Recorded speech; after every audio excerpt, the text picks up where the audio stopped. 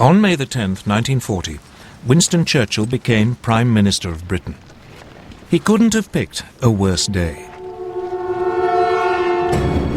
That was the day Hitler chose to launch his blitzkrieg against France and Britain. At dawn, a whole German airborne division parachuted into Holland to seize bridges and airfields. Simultaneously, the massive Belgian fortress of Eben-Emael was assaulted. Paratroop engineers were dropped on top by swooping German gliders. They swiftly silenced its guns. Meanwhile, the Luftwaffe attacked Dutch and Belgian air bases. Then the frontier barriers were pushed aside. And Hitler's Army Group B, under General Fedor von Bock, now drove into Holland and Belgium.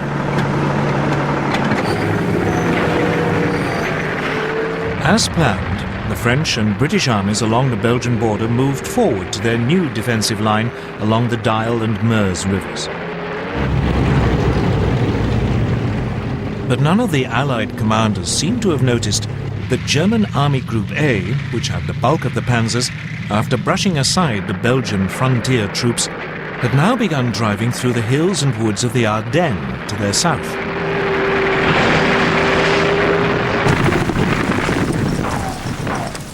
Meanwhile, the Germans were pushing rapidly through Holland.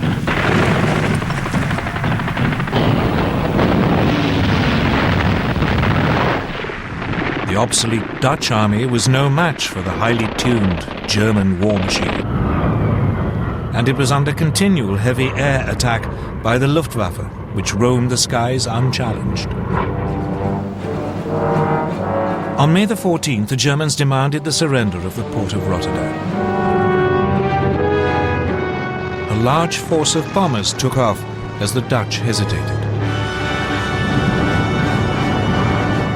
While they were airborne, the Dutch agreed to surrender the city, but apparently a recall message never reached the bombers.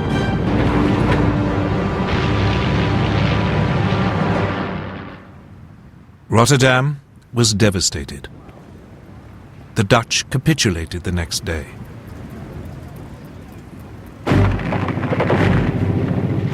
Then came the hammer blow. The thing that British and French planners had thought impossible had happened. German panzers were through the Ardennes and had reached the Meuse by the evening of May the 12th.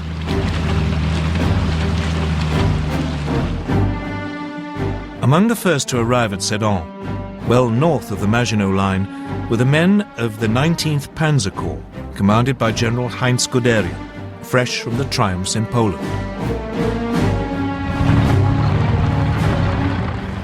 Guderian now showed how blitzkrieg should be done. He ignored the troops in the Maginot Line, and he didn't wait for his own infantry to catch up. He pushed straight on. The next day, assault troops crossed the River Meuse.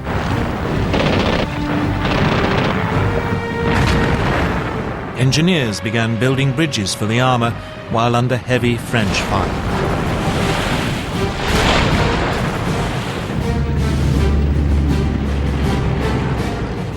On the 14th, the panzers began crossing. That evening, Guderian's bridgehead was 8 miles deep. The French troops, stuck in the Maginot Line, were too immobile to intervene. Allied bombers made despairing attempts to destroy the German bridges.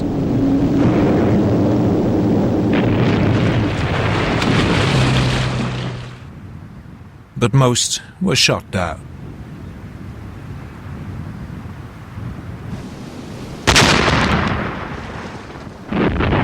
All the while, German artillery pounded the French defenses while the Stukas screamed in.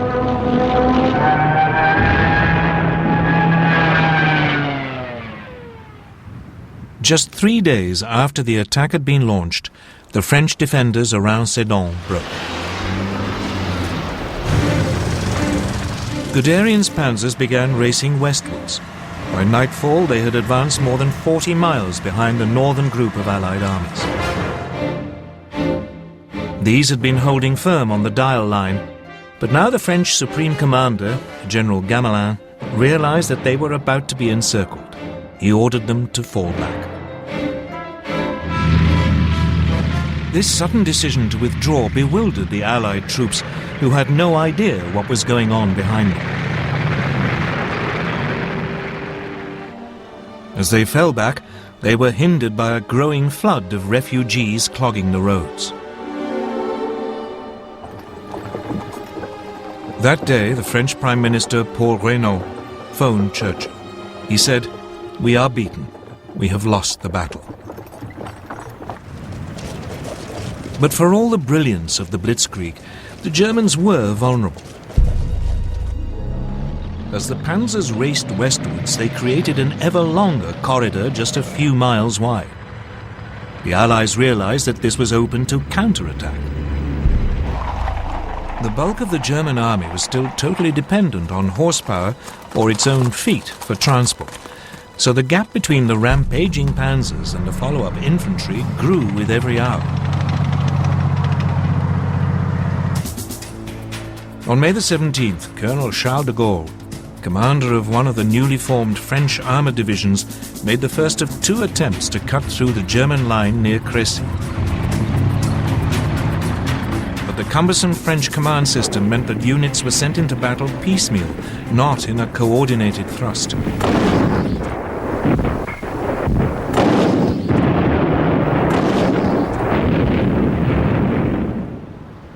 The Germans had little difficulty warding off both attacks, inflicting heavy casualties. It seemed that nothing could now stop Guerra. He plunged on, further and further into France. By the 19th, his lead units were past Péronne. On the 20th, in an extraordinary 56-mile dash, Amiens had been taken by lunchtime. Abbeville, just 14 miles from the English Channel, was seized by 9 that evening. And at midnight, a battalion of the 2nd Panzer Division reached the coast at Noyelles. The Germans had split the Allied front in 2. Everything now depended on whether they could defend this long, thin corridor, or whether the Allies could successfully counterattack.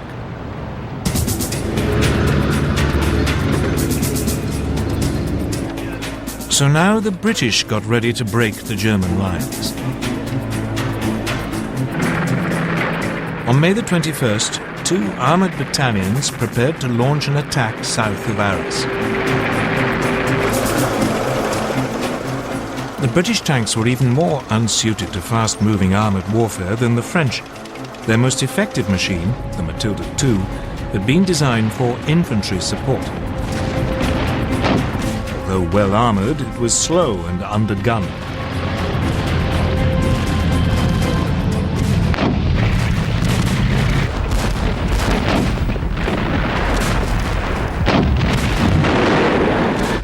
The Germans had little trouble in repulsing the attack. But it did have an effect. By now, the German High Command were becoming worried by their extended lines of communication. So, for the time being, driving south into the rest of France was put on hold until the infantry had caught up. The priority was to turn north and eliminate the British Expeditionary Force and the French First Army fighting beside it. On May the 22nd, Guderian and the panzers began their attack to destroy the Allied armies. These were now pulling back to the ports of Boulogne, Calais and Dunkirk, but they were trapped. On May the 23rd, General Alan Brooke, commander of British II Corps, wrote, "Nothing but a miracle can save the British Expeditionary Force." 2 days later, the Germans seized Boulogne.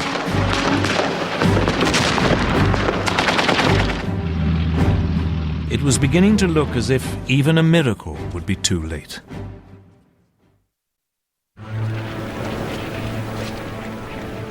May the 25th, 1940. The situation of the British Expeditionary Force and the French First Army was desperate. The port of Boulogne had been overrun. German troops had isolated Calais. The British were being forced back to the port of Dunkirk. Lord Gort, the British commander, advised his government that the only hope of saving even a fraction of his troops was to organize an evacuation by sea. But as the dive bombers screamed down and the panzers were poised for the final assault, evacuation seemed a forlorn hope. The British anticipated that Dunkirk would be overrun within a day. But unknown to the British, Hitler and the German High Command had made a decision which was to save them from total annihilation. The Germans were only too aware that their panzer crews were exhausted and their machines needed urgent repairs. Those attacks by de Gaulle and the British may have failed, but they have shown very clearly how vulnerable the German lines of communication were. This was the great weakness of Blitzkrieg. So the High Command made a fateful decision. It decided to stop the panzer's advance to save them from further damage and wait for the infantry to come up. Only then would the Allied pocket around Dunkirk be eliminated. So the Blitzkrieg was halted and the panzers lay idle. They would not advance for 2 days, just enough to buy the British in particular a little time to prepare. As the tanks waited, the only major action was in Calais. There the British and French garrison refused to surrender. Instead, they had to be overrun in 3 days of bloody hand-to-hand fighting. When the panzers got going again 2 days later on May the 26th, the weather had changed.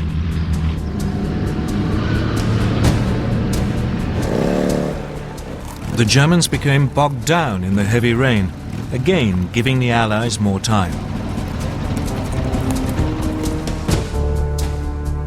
So it was that at 7:57 p.m. on May the 26th, Vice Admiral Bertram Ramsay, Flag Officer commanding Dover, received a signal that he was to put Operation Dynamo into action.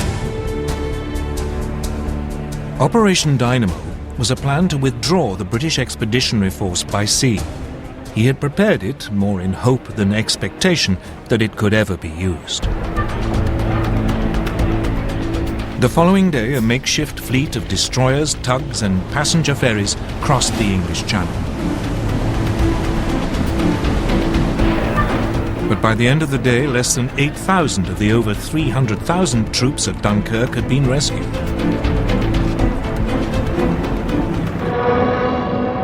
The port was under such heavy air attack that it could not be used. And the ships could not get in close enough to the beaches. So Ramsay now sent out a call for any boats of shallow draft that were over 30 feet long. Hundreds of cabin cruisers, fishing boats and barges were gathered from harbours all over southern England and sent across the Channel, often crewed by their civilian owners. The little ships worked on the beaches of Dunkirk, ferrying troops out to the larger boats waiting to take them to safety.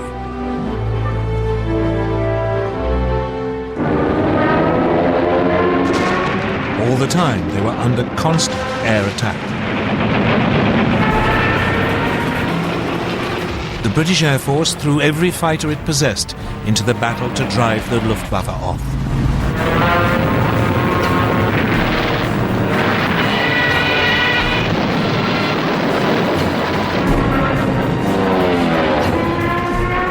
Even so, 7 French and 6 British destroyers were sunk, together with 24 smaller warships.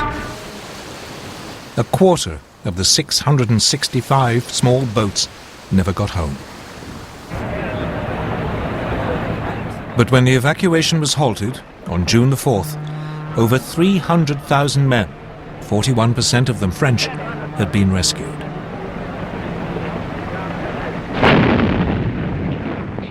None of this would have been possible without the heroism of the French army. It played a vital role in slowing down the German advance.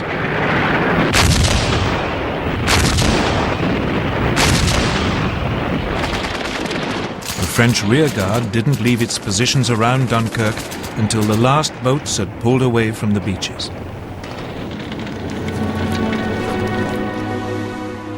One British officer compared them to the last stand of the Spartans at Thermopylae.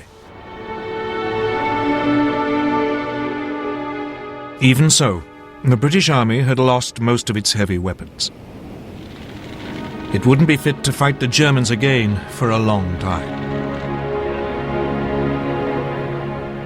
France still had to fight on, but it had lost more than half its army. Against them, the Germans had 92 divisions, including masses of armour.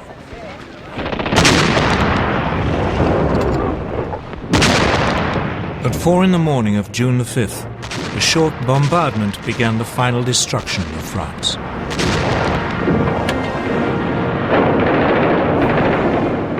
Assault troops crossed the Somme and the Aisne.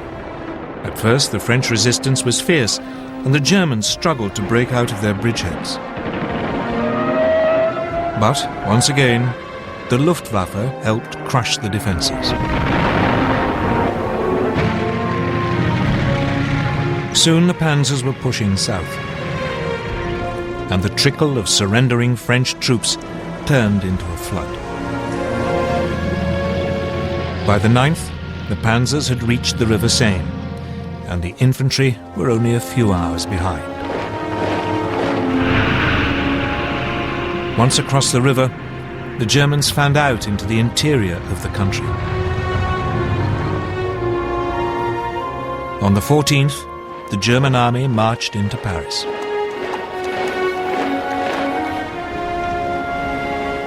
The swastika was raised on the Eiffel Tower.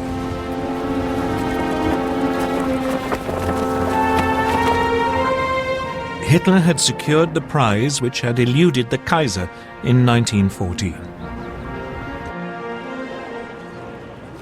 The Parisians could only watch in stunned horror.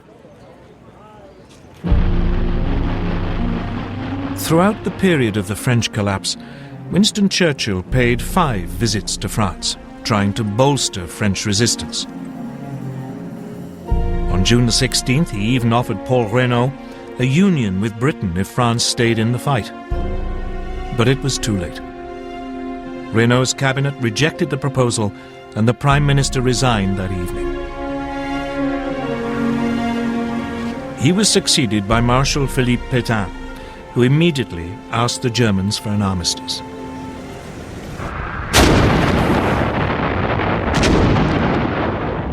It was only now that the Germans finally began to attack the Maginot Line, which had been left isolated. After a heavy artillery bombardment, the French defenders offered only token resistance before the German troops occupied the forts.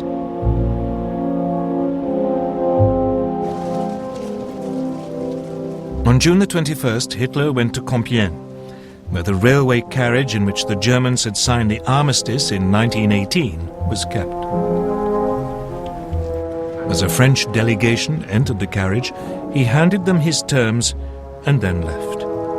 The French insisted on consulting their government, but the next day they were told that if they didn't sign immediately, the panzers would roll again. They signed, and the humiliation of France was complete.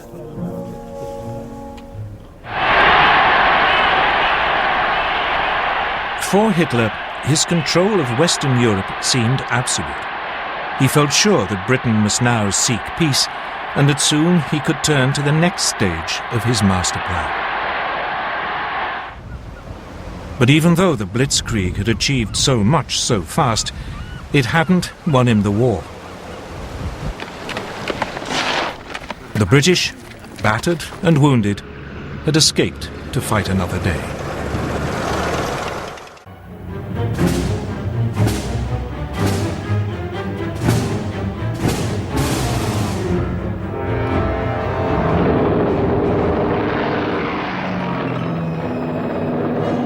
On the 27th of June 1944, American B-17s took off from their airfield in England to attack targets in northern France.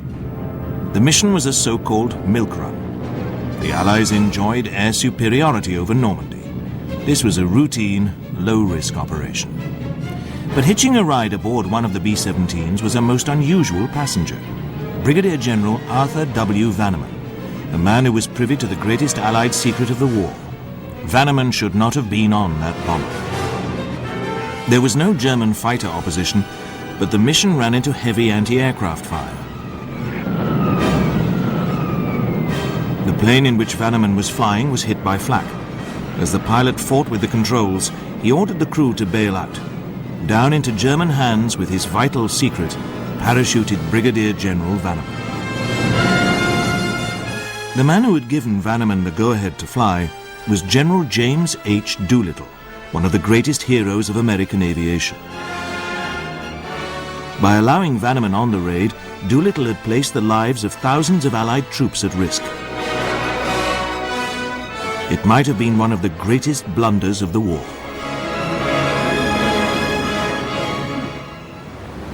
Just over 2 years earlier, an American carrier task force, sailing in the greatest secrecy, was butting through heavy seas 700 miles east of Japan. The carrier Hornet was about to launch one of the most daring air raids of the war. Massed on her flight deck were 16 Mitchell bombers of the US Army Air Force. Their target was Tokyo. The bombers took off from the Hornet in the early morning of the 18th of April, 1942.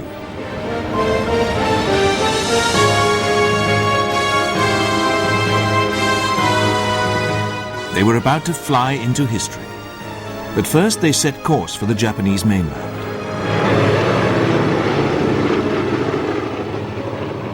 The bombing of Tokyo dealt a huge psychological blow to the Japanese. And the man who had masterminded and led the raid was the then Colonel Jimmy Doolittle. Short, pugnacious, and as brilliant a technician as he was a pilot, the 45-year-old Doolittle was as old as the age of aviation itself. He had played a leading role in opening up the skies of the world to the aeroplane.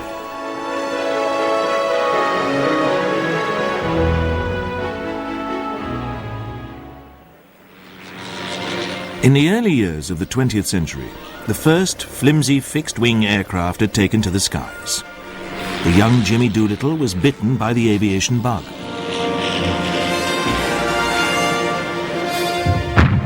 The outbreak of war in Europe in August 1914 heralded a new era in aviation, although this was not immediately apparent.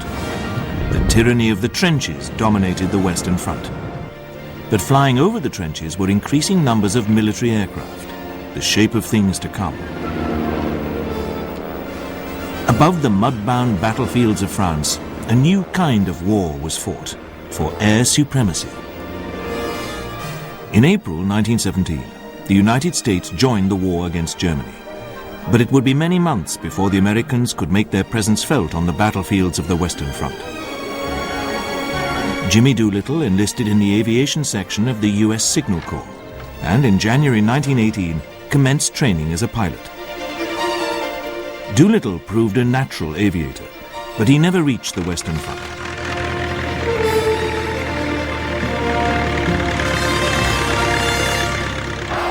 In November 1918, Germany surrendered. The war to end all wars was over. In the years that followed, stunt flying replaced dogfights over the trenches.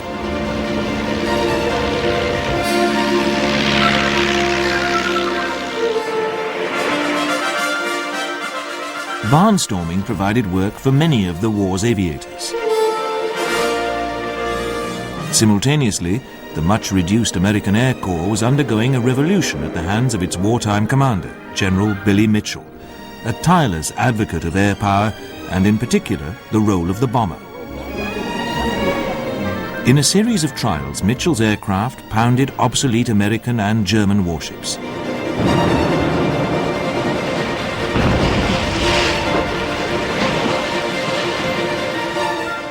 Mitchell believed that future wars would be won by aircraft alone.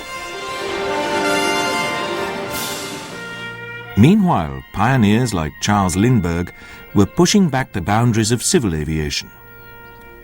In May 1927, Lindbergh, piloting the Spirit of St. Louis, became the first man to make a non-stop solo flight across the Atlantic.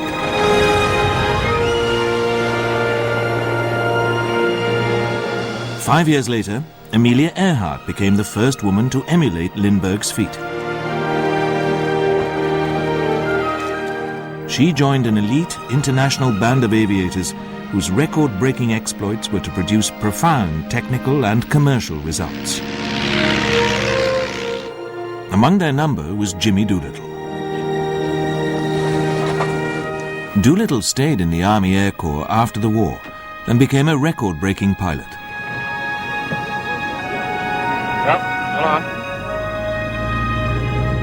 In 1922, Doolittle had been the first man to fly across America in less than 24 hours.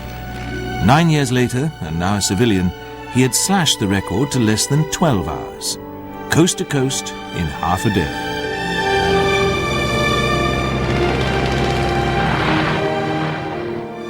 Doolittle was not just a superb natural airman who flew by the seat of his pants. He was also a formidable technician who had studied at the Massachusetts Institute of Technology. A daredevil with brains, Doolittle was the complete article. In 1925, he led a U.S. Army team to victory in the Schneider Trophy. Doolittle won the prestigious international seaplane race, flying a Curtiss biplane at an average speed of 233 miles per hour. One spectator said that the event was more of a procession than a race. A year later, on a South American trip, Doolittle piloted a Curtiss Hawk over the Andes. The flight was something of a first. Not only was Doolittle the first American to cross the mountain range, he was also the first and last man to manage it with the handicap of 2 broken ankles. Early in 1930, Doolittle had left the Army to join Shell as a test pilot, but he remained on the Army Reserve and continued to exploit his genius for calculated risks. He now had his eyes on a new world speed record. Doolittle was to fly the stubby and immensely powerful GB, a notoriously unstable aircraft which had already killed another racing pilot, Lowell Bales.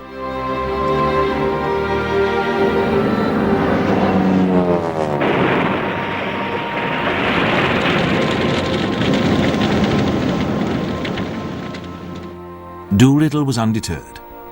He worked out his own method of handling the GB and on the 3rd of September 1932 flew the homicidal flying barrel to a new world record of 294 miles per hour.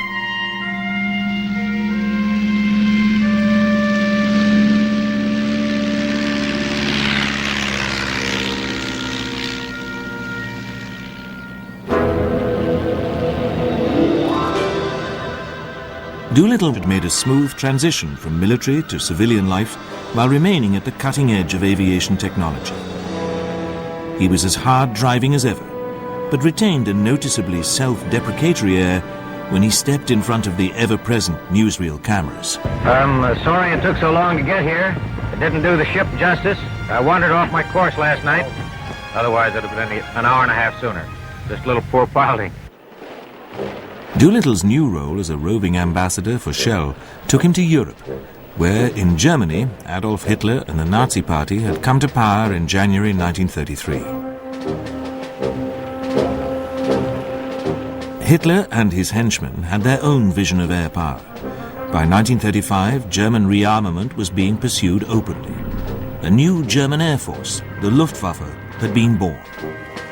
The director of the German Air Ministry's Technical Bureau was the dashing World War I fighter ace Ernst Udet. Udet befriended Doolittle on the latter's trips to Germany in the 30s.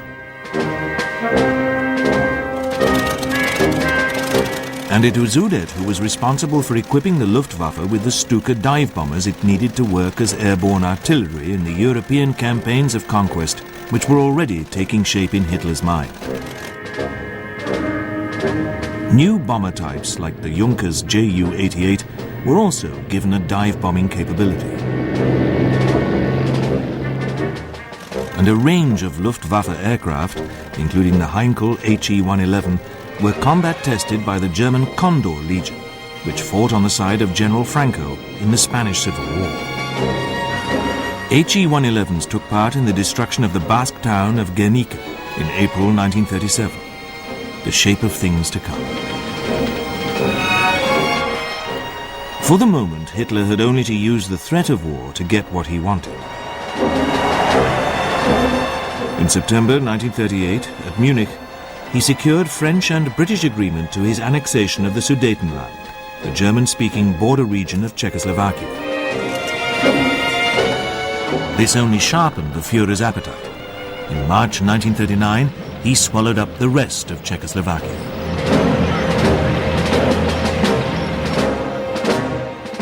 Returning to the United States from his last pre-war trip to Germany, Jimmy Doolittle delivered a gloomy report on the threat posed by the Luftwaffe to Major General Henry Hap Arnold, Chief of the Air Corps. He then offered his services to Arnold in any capacity, whether military or civilian. Regretfully, Arnold told Doolittle that he would have to wait. But Adolf Hitler was not in a waiting mood. On the 1st of September 1939, Germany invaded Poland. The Luftwaffe dominated the skies. The Polish Air Force was destroyed within days. The German conquest of Poland took just 6 weeks. The summer of 1940 found the German High Command on the Channel coast of France, preparing for an invasion of southern England. But first, the Luftwaffe had to draw RAF Fighter Command into battle and destroy it. In the Battle of Britain, which lasted from July to October 1940, the previously all-conquering Luftwaffe was defeated by a narrow but decisive margin. The course of the battle was intently followed by military airmen on the other side of the Atlantic. But there was no respite for the British when it was won. The Battle of Britain was followed by nightly bombing raids on London and Britain's industrial cities. The Blitz was to last until May 1941. It claimed the lives of some 40,000 civilians and destroyed or damaged over 1 million homes. In the United States, involvement in the war in Europe seemed only a matter of time. But America was facing a breakneck expansion of its armed forces following the introduction of the draft in the autumn of 1940. In July of that year, Jimmy Doolittle was recalled to the Army Air Force. He was to play an important role in mobilizing the motor industry in Detroit for air production. It was not men the American Air Service lacked, but aircraft. In the summer of 1941, while America was still at peace, Doolittle came to Great Britain on a fact-finding tour. He visited air plants and airfields. Doolittle and his team studied RAF methods of operation, maintenance and repair. They were impressed by their opposite numbers' conviction that the war would be a long, hard haul. And Doolittle saw at first hand the RAF's new 4-engined heavy bomber force, the strategic weapon designed to carry the war back to Germany.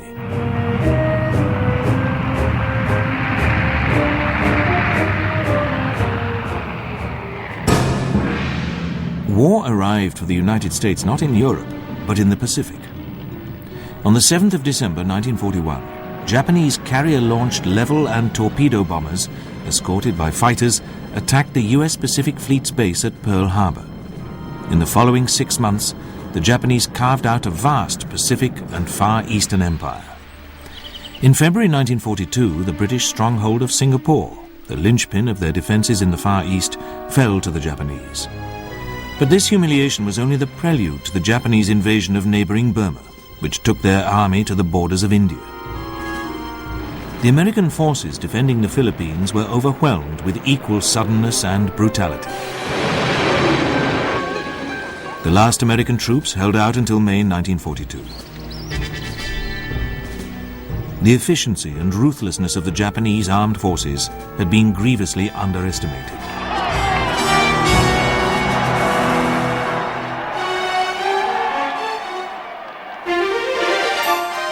Allied success stories, like the heroic feats of the Flying Tigers, American volunteers fighting for the Chinese Air Force, could not stem the Japanese tide of victory.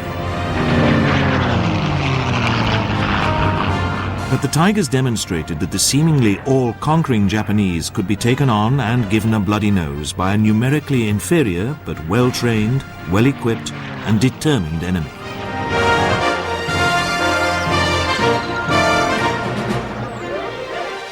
Amid the ruins of strategic defeat, President Roosevelt and his chiefs of staff were planning to strike back against mainland Japan.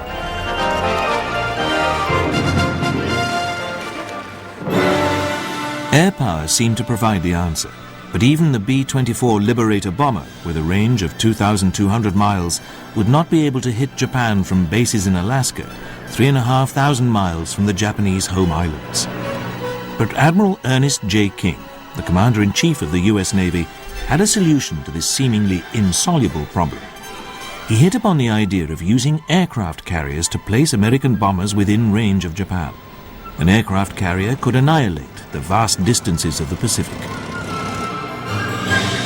But like its sister four-engine bomber, the B-17 Flying Fortress could not be flown from carriers because it required too long a takeoff.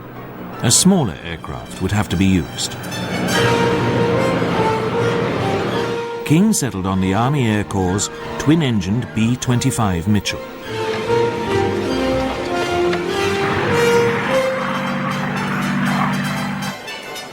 The man selected to command the Mitchell strike force was Lieutenant Colonel Jimmy Doolittle. In March 1942, he assembled 24 Mitchell bombers and their crews at Eglin Field, Florida. Here they practiced bombing and lifting their laden aircraft off a strip just 500 feet long. As yet, the crews had little idea of the nature of their mission. Doolittle, however, imbued them with the belief that they were being readied to strike a significant blow which would turn the tide of defeat in the Pacific.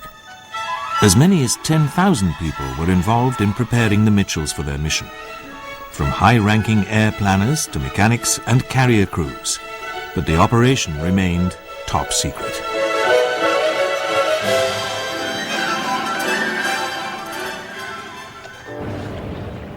In its final form, the plan called for 16 B-25s to be embarked on the carrier Hornet. She was the latest of the American carriers, launched in December 1940. Hornet was to sail from San Francisco and rendezvous at sea with another carrier, Enterprise. Commanding the Enterprise task force was Admiral William Bull Halsey. He would take the combined task force to a point 550 miles from Japan. Here the bombers would fly off. The main target was the Japanese capital, Tokyo. But single B-25s would attack Nagoya, Osaka, and Kobe. Thereafter they would fly on to China to land on airfields near the coast. The Mitchell bombers, stripped of most of their defensive armament to increase range, were too large to be stored below and had to be lashed to Hornet's flight deck. Hornet's task force steamed towards the rendezvous with Enterprise. It was only when Hornet was 24 hours out of San Francisco that Doolittle revealed the details of the mission to the bomber crews. The men tasked with attacking Tokyo were told that on no account were they to bomb the palace of the Emperor Hirohito. This would only stiffen Japanese morale.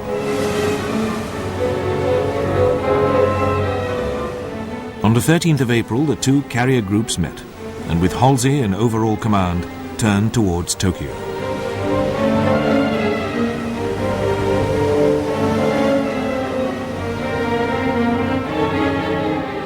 On board Hornet, the air crews filled the time by learning some basic Chinese to use if they had to make forced landings or bail out over China.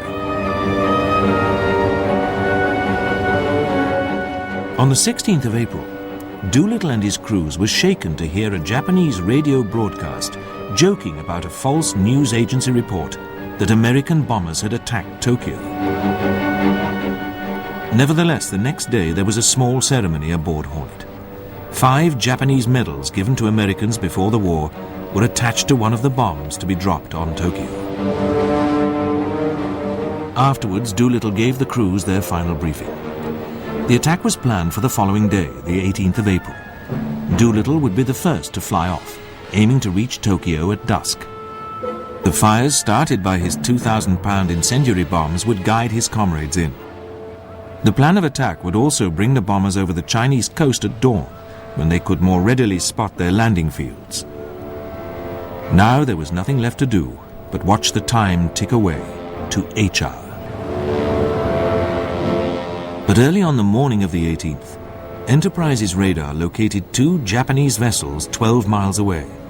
Both of them quickly steamed out of range. At dawn, reconnaissance aircraft were launched by Halsey's task force. The carefully planned schedule had been disrupted, and the veil of secrecy which surrounded the mission torn aside.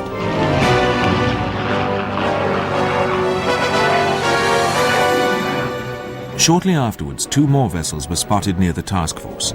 One radioed base that it had spotted the carriers.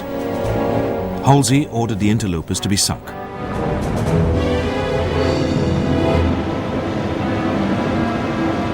But the task force commander realized that Surprise had now been lost. He ordered the immediate launch of the bombers. This meant the range to their targets was 150 miles greater than planned. The weather had also worsened. It would be extremely difficult to get Doolittle's bombers airborne. Hornet was pitching in a heavy sea.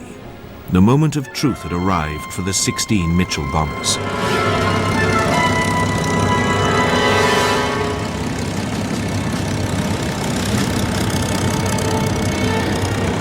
At about 7:15 a.m. local time, Doolittle maneuvered into position for takeoff.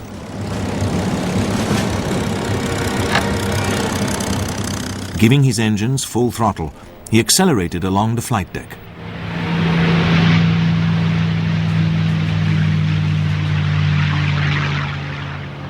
As waves pushed the carrier's bows upwards, Doolittle's bombers struggled into the air. Reassured, the remaining 15 pilots began to take off in their leader's wake.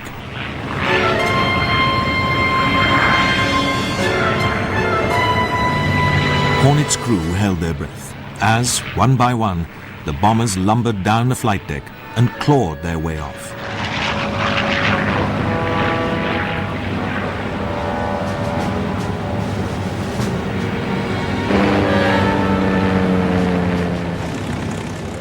All 16 bombers managed to get safely airborne. Only the last of them caused real concern.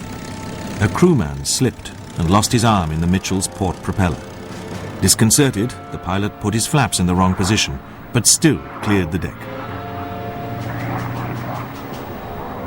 Cheered on their way, they set course for Japan.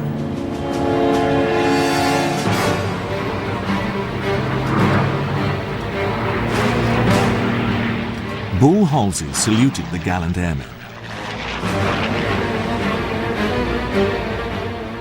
By a remarkable coincidence, the city of Tokyo had staged an air raid practice while the American bombers were taking off. Its citizens were not inclined to take it seriously. The practice ended at midday, and the busy city returned to its Saturday bustle, little changed from peacetime. Nevertheless, Japanese warships began to search for the 2 American carriers.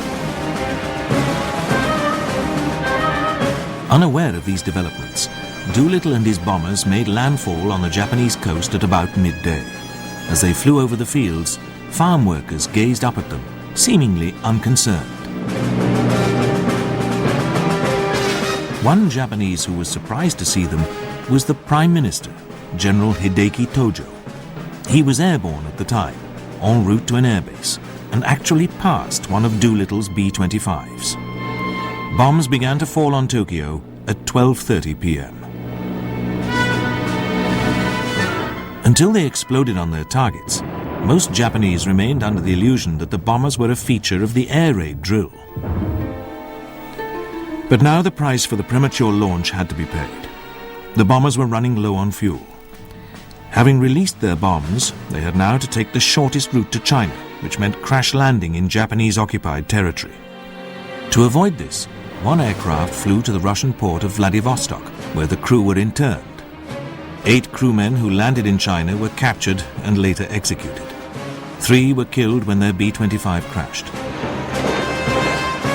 But Doolittle and 68 of his men reached territory held by the Chinese nationalist leader Chiang Kai-shek and made their way back to the United States. When the story of the raid broke, it provided the first good news of the war for America. President Roosevelt held a press conference, but refused to say how the bombers had reached Japan. The president told the newsmen that Doolittle's force had flown from Shangri-La, the mythical kingdom made famous by James Hilton's novel and the film by director Frank Capra. Doolittle and his men received a hero's welcome.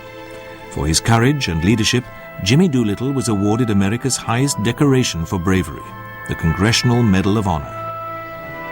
And there were medals for his air crews.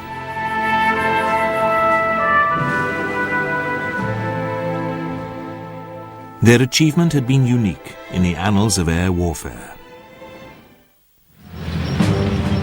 Meanwhile, in Europe, massive forces were on the move. The German army had opened its summer offensive in Russia. Under mounting pressure, the Russians appealed to the British and Americans for the speedy opening of a second front in northwest Europe.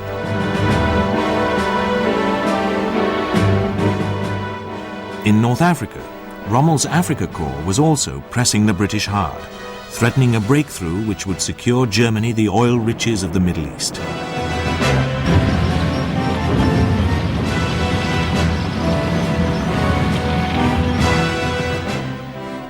Simultaneously, an Allied invasion force under the command of General Dwight D. Eisenhower was preparing to land in French North Africa to trap Rommel between the invasion force and General Montgomery's British Eighth Army, which had begun to push back Rommel after victory at El Alamein. It was Eisenhower's first major command. The air commander for the Allied invasion, codenamed Torch, was Jimmy Doolittle. At first, Doolittle had his hands tied. Until airfields could be established in North Africa, air support for Torch would be flown from Gibraltar and from aircraft carriers. Moreover, Doolittle soon discovered that he did not see eye to eye with Eisenhower. On the 6th of November 1942, Doolittle flew out to the Allied Command Center at Gibraltar. Off Cape Finisterre, his lone B-17 was attacked by a flight of German Junkers Ju-88 maritime patrol aircraft. The co-pilot was wounded, and Doolittle had to take his place. The B-17 was trailing smoke when the Ju-88s, running low on fuel, broke off the engagement. It had been a close call, but at least it had familiarized Doolittle with the controls of the B-17, an aircraft he had never flown before. The Flying Fortress touched down safely in Gibraltar.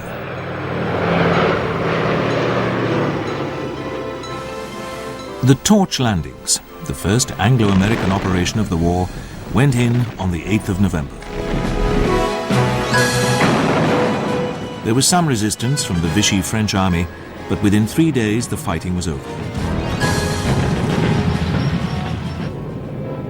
12th Air Force established its first base near Oran in Algeria.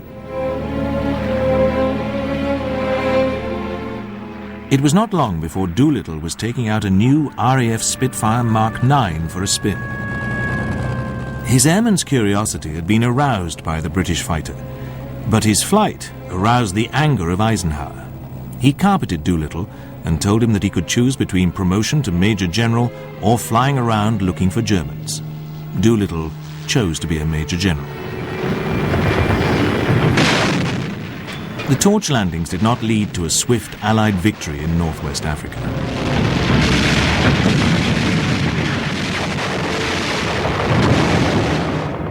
The British and Americans had 5 months of hard fighting ahead of them as the Africa Corps withdrew behind powerful defensive positions in Tunisia. 12th Air Force had been redesignated Northwest African Strategic Air Force, but it expended much of its energy in a tactical battlefield role. And Eisenhower's strictures did not prevent Doolittle from continuing to fly missions, in spite of the personal risk.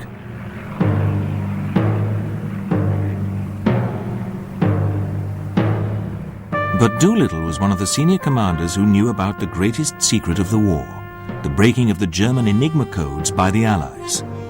By continuing to fly operations, he was placing in jeopardy one of the war-winning weapons in the Allied armory. His friend and colleague, General George S. Patton, shared Doolittle's relish for action. Patton, Doolittle and Montgomery all made use of Ultra, but the two Americans alarmed the Allied High Command by continuing to expose themselves to risk of capture. Doolittle's attitude towards Ultra security was to lead to near disaster. The grounds of Bletchley Park, a Victorian country house north of London, were the home of the code-breaking teams which played a vital part in Allied victory. These huts were the battleground for a secret war in which the code-breakers unravelled the mystery of the German Enigma machine. Theirs was one of the great technical triumphs of the war. The Enigma machine resembled a typewriter, but one with a difference. The striking of a key would light up a substitute letter on a panel above the keyboard. A complex system of rotors and wiring ensured that the substitution could be made in any one of 150 million ways.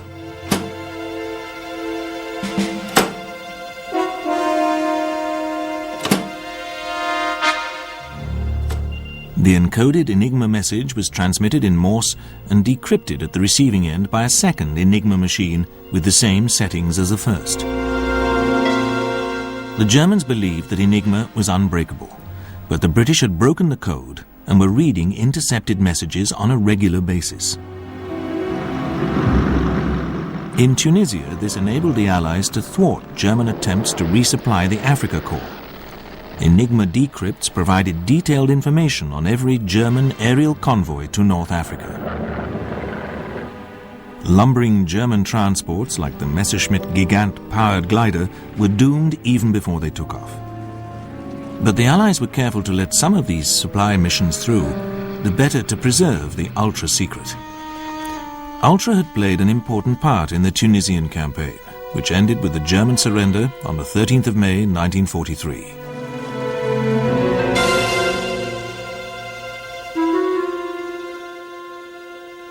As one of the small circle of Ultra initiates, Doolittle had been discouraged from flying missions lest he fall into the hands of the enemy and, in some manner, reveal the secret work of Bletchley Park. Doolittle resisted all pressure and flew throughout the Tunisian campaign. At its end, he was full of praise for his men.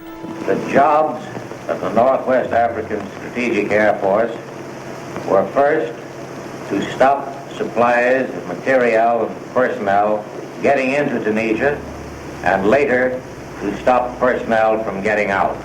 These jobs were accomplished by destroying both the supplies and the means of bringing supplies in.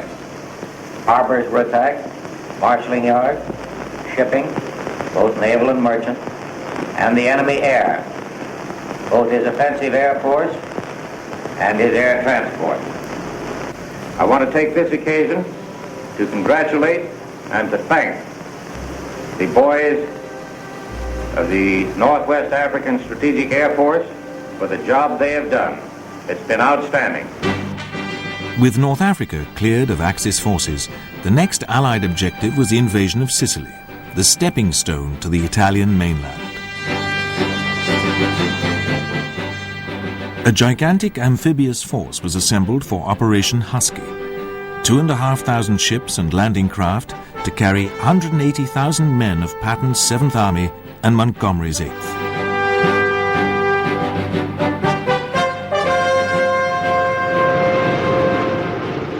As a preliminary to Husky, Allied aircraft mounted a month-long bombardment of the island of Pantelleria, lying 60 miles south of Sicily and garrisoned by German and Italian troops.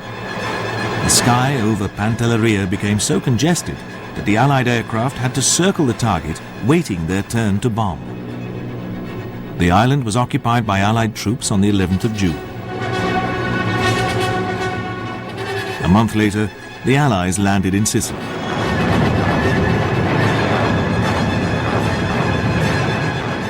the liberation of Europe had begun.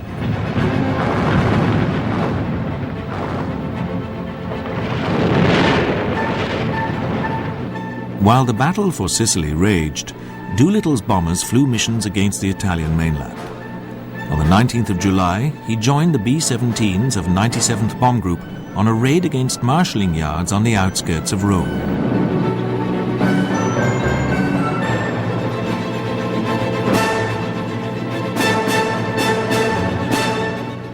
The success of the raid not only disrupted the Axis supply lines, but also hastened the fall of the Italian dictator Benito Mussolini.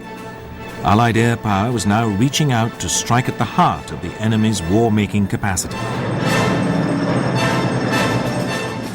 On the 1st of August 1943, a force of 177 B-24 bombers of the US 9th Air Force struck a blow against the Romanian oil fields at Ploiești, the vital center for the supply of fuel for the German Army and Air Force.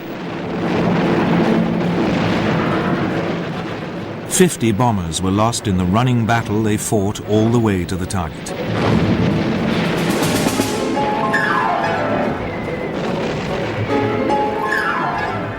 The strategic bombing campaign was threatening to get its hands around the jugular of Germany's fuel supply. In Northern Europe, the US 8th Air Force and RAF Bomber Command were committed to a combined bombing offensive aimed at clearing the way for the Allied invasion of France. Its stated purpose was the progressive destruction and dislocation of the German military, industrial and economic system, and the undermining of the morale of the German people to a point where their capacity for armed resistance is fatally weakened. But the transformation of policy into operational reality threatened to turn into a nightmare for the Americans. Flying by day over cloud-covered German targets, the American bomber formation sustained mounting losses. The 8th Air Force's fighters lacked the range to escort the bombers to and from their targets. German fighters took an increasingly heavy toll of aircraft and, more important, air crew. No chance there.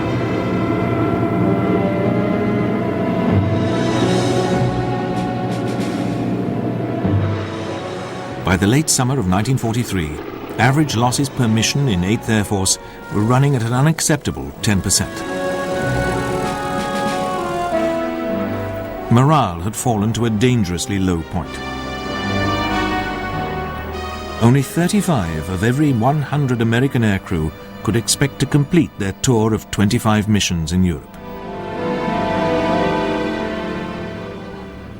8th Air Force's popular commander, General Ira C. Aker, was facing a growing crisis.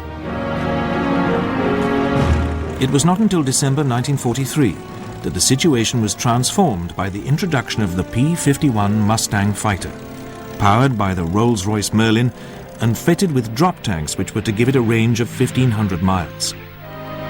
The Mustang could escort the bombers all the way to their targets in Germany and back.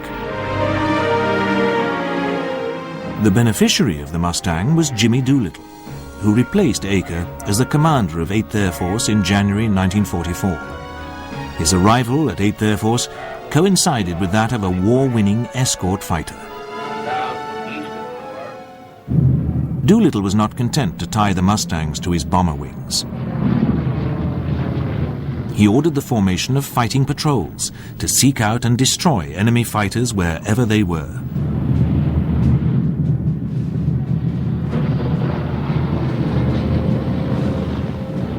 The balance in the air war over Germany swung back in favor of the Americans. Now it was the Luftwaffe which was losing its elite pilots to the marauding Mustangs.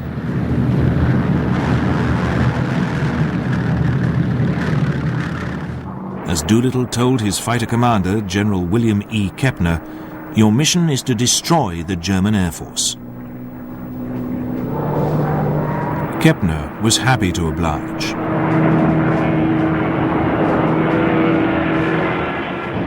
Doolittle's bomber leaders were not happy with the tactic, nor with their commander's decision to increase the number of missions in a tour to 30. Some labeled their commander a killer, but most of the killing was inflicted on the Luftwaffe.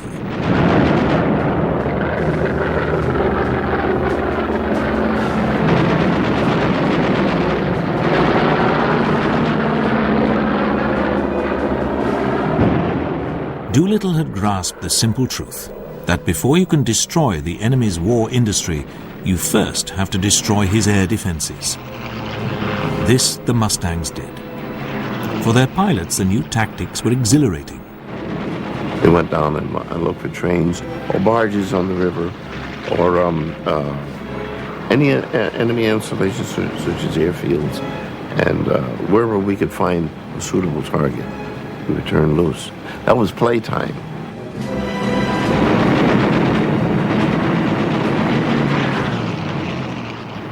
It was a great thrill to hit an airfield and blow the planes up, or to hit a transportation target, to hit a locomotive and see the steam blow. We'd go down on the deck, and if it moved, well, you kill it.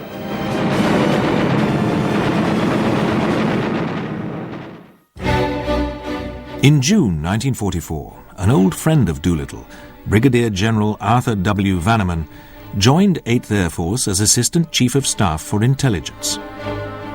In the 1930s, Vanneman, an air engineer, had become an expert on the developing German Air Force and had served in Berlin as Assistant Air Attaché. Somewhat belatedly, 8th Air Force had recognized that Vanneman's expertise might be useful. He flew into England on the eve of the Normandy invasion, the 5th of June 1944. Vanneman's arrival coincided with a major effort mounted by 8th Air Force against the launching sites of the German V-1 flying bombs on the French coast. Vanneman played an important role in target selection and briefing. Vanneman himself had been briefed by Doolittle on the ultra-secret. He had joined the select band of officers who knew of the existence and importance of Bletchley Park. But Vanneman was not content merely to fly a desk. He asked Doolittle if he could go through the same experience as the men he briefed. Vanneman had already flown operational missions, but he felt a need to go again. He told Doolittle that he would do his job better if he had a chance to go overhead. Despite specific instructions that officers who knew the ultra-secret should not be exposed to unnecessary risk, Doolittle gave Vanneman the go-ahead to fly. Doolittle, the master of the calculated risk, should have grounded his intelligence officer, but he had flown missions himself after being admitted to the ultra-secret. Vanneman's B-17, which bore the curious name Nightjar Nunam, flew onto its rendezvous with a burst of heavy flak.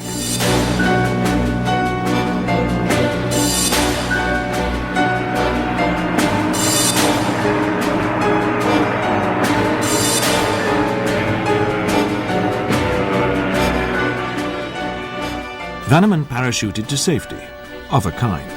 He was now on the run in occupied Europe. He had also caught some shrapnel in his legs. Vanneman was picked up by German troops within 24 hours and joined other wounded American airmen in a military hospital. Vanneman was now an extremely worried man. He knew that he talked in his sleep and remained in constant dread of revealing the ultra-secret when he dozed off. After a spell under guard in Berlin, Vanneman was moved, at his own insistence, to a large prisoner-of-war camp, Stalag Luft III. To the end of the war, and through many adventures, Vanneman clung on to the ultra-secret. In London, there was consternation at the news that Vanneman was now a prisoner of the Germans. His ill-fated mission over France was discussed at the very highest level.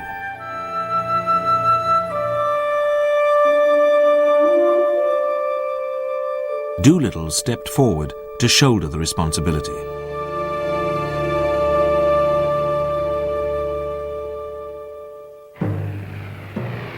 But the British were obliged to temper their outrage. Exactly a month before D-Day, an RAF Lancaster bomber had been shot down over France. Flying in the bomber was a planning officer, Air Commodore Ronald Ivelaw Chapman, who knew all about Ultra. He too found himself at large in France. Group Captain Frederick Winterbottom was the intelligence officer responsible for safeguarding the ultra-secret. He had the unpleasant task of telling Prime Minister Winston Churchill that Ivor Chapman was alive and on the run in France. There was an almighty row. Churchill was furious. Winterbottom arranged for an RAF Westland Lysander to fly to France to retrieve the stranded Ivor Chapman, who was now being harboured by the French resistance. But before the rescue mission could be launched, Ivor Chapman was captured. Like Vanneman, he sat out the war as a guest of the Germans. And like Vanneman, he kept the ultra-secret.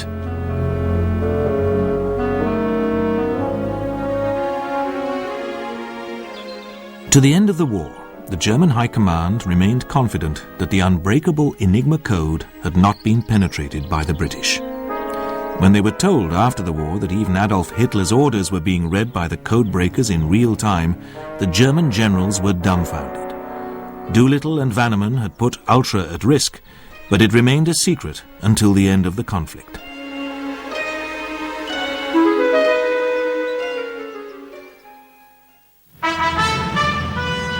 The capitulation of the German army to the British and Americans in the spring of 1945 was swift and total.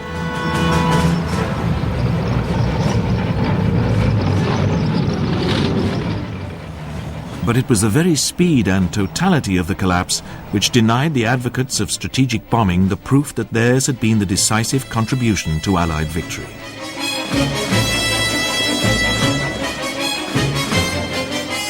"75% of 8th Air Force's bombs had fallen on Germany after D-Day, the point at which Germany's defeat in the West had become inevitable. As the German war economy disintegrated under the remorseless pressure exerted by the combined bombing offensive, it became all but impossible to isolate which factors were decisive.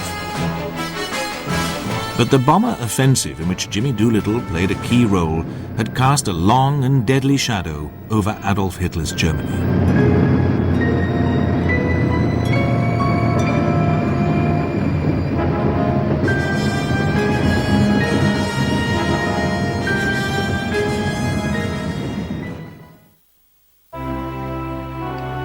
The German surrender in Europe in May 1945 did not spell the end of the war for Doolittle and 8th Air Force. There was still a war to be finished against Japan. Doolittle and his command found themselves bound for the Pacific and the strategic bombing campaign waged by the mighty B-29s of 21st Bomber Command. Doolittle had come a long way since his 16 twin-engined Mitchells had struggled into the air from Hornet in April 1942. In the Pacific, a strategic bombing campaign of crushing scale had been waged by 21st Bomber Command under the hard-driving leadership of the cigar-chomping General Curtis B. LeMay.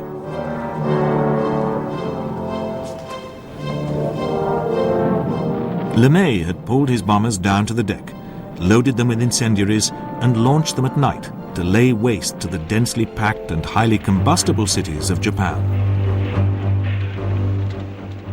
By the time 8th Air Force was ready to join the fray, LeMay was running out of targets to attack. The B-29s were now flying virtually unmolested over the shattered cities of Japan.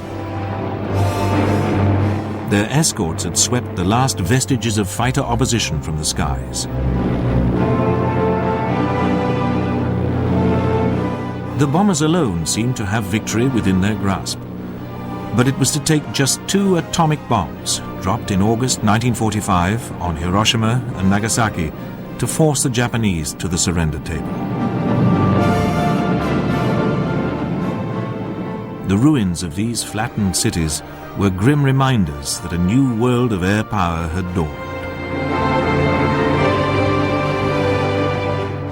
And flying into Tokyo for the surrender ceremony was one man who had played a vital part in this unfolding story from its very beginning. The man whose bombers had been the first to strike a blow against the heart of the Japanese Empire, Jimmy Doolittle. He was always the airman's airman.